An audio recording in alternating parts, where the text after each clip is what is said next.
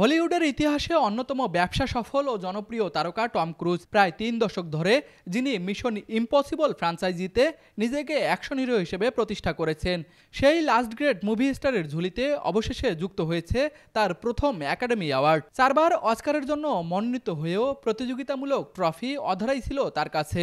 তবে এবার সেই আক্ষেপ ঘুচল তার। 63 বছর বয়সী এই তারকা সম্প্রতি গভর্নর্স অ্যাওয়ার্ডসে আজীবন সম্মাননা ট্রফি গ্রহণ করেছেন। এটিকে সম্মানসূচক গোল্ডেন বার্ডি হিসেবে আখ্যায়িত করা হচ্ছে।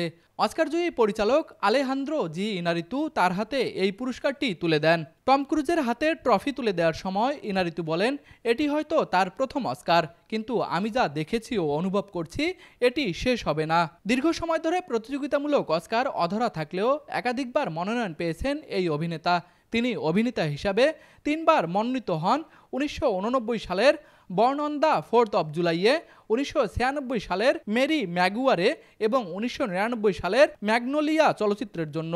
সবশেষ 2022 সালের ব্লকবাস্টার হিট টপ গান ম্যাভেরিকের প্রযোজক হিসেবেও তিনি মনোনয়ন পেয়েছিলেন। এবার সম্মানসূচক ট্রফি জয়ের মাধ্যমে তিনি হলিউডের সর্বোচ্চ মর্যাদার এই পুরস্কারের অধিকারী হলেন। তুষার আচার্য, বিনোদন ডেস্ক, RCTV।